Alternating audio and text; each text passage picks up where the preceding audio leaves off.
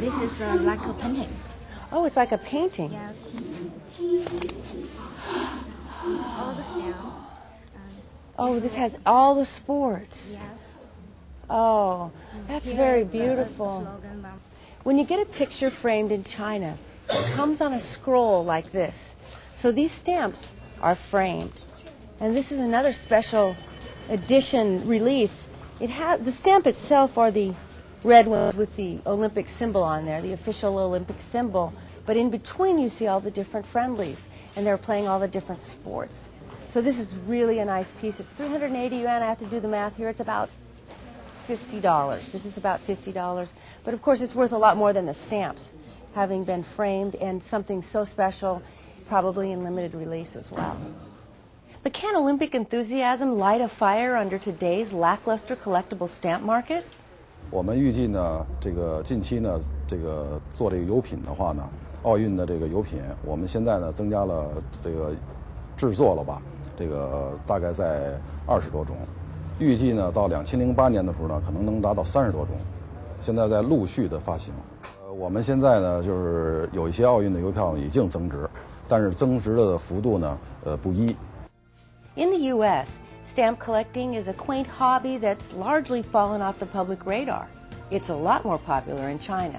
我个人认为呢，在中国这块来讲呢，就是集邮这块呢是非常热门的，特别是2008年奥运会，这个产品的系列产品出来以后呢，对集邮爱好者呢是一个欢迎的一个产品，很一个时尚的产品，而且现在我们的销量非常好。Today, China Post is offering a wide variety of Olympic products to stamp enthusiasts at home and abroad.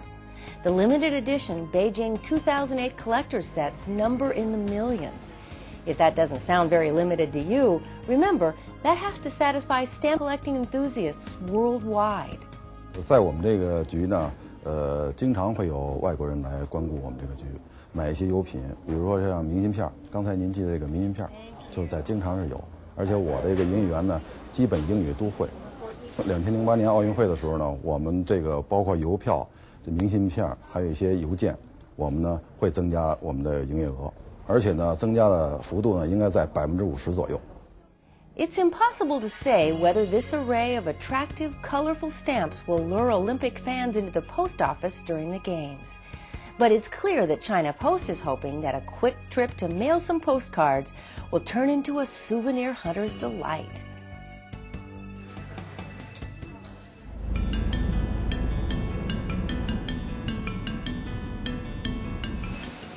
It's often said that you have to spend money to make money, even when a cash cow like the Olympics comes to town.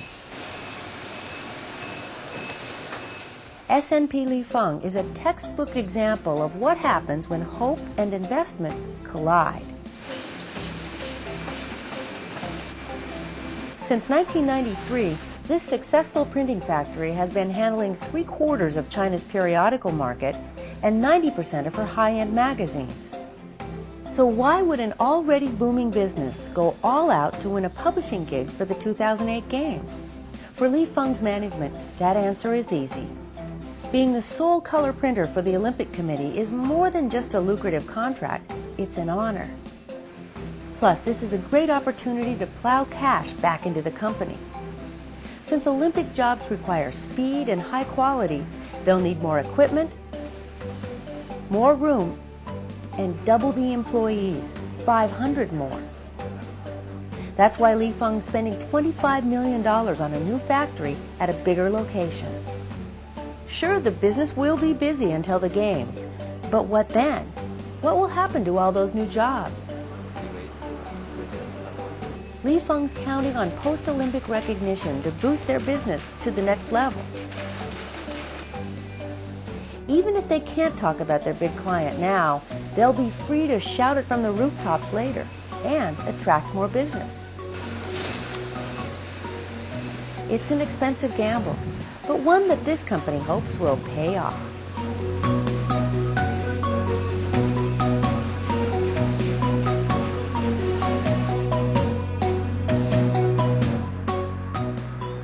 If you're a small business owner in the Olympic host city, say the owner of a cafe, the Games are a great opportunity to make extra bucks. But let's say you're already a major domestic player. For you, the Olympics are a chance to run with the international big dogs, if you can afford it. 所有的电脑设备都是由我们来提供的。那么在北京奥运会上，我们会提供估计超过1万台甚至2万台的电脑。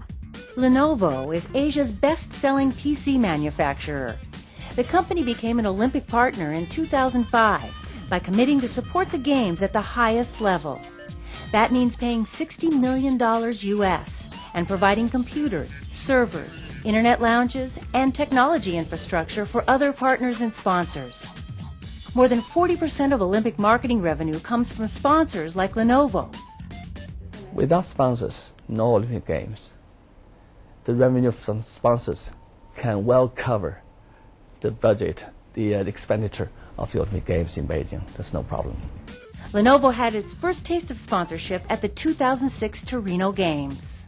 And is it true that Lenovo is the very first Chinese business to ever join the Olympic Partner Program? 很多人都是这样说，而且也确实是这样。联想过去呢，我们是一家在中国成长起来的企业，但是我们现在已经变成了一家真正的国际性的企业。我们在全球66个国家有这个我们的分支机构。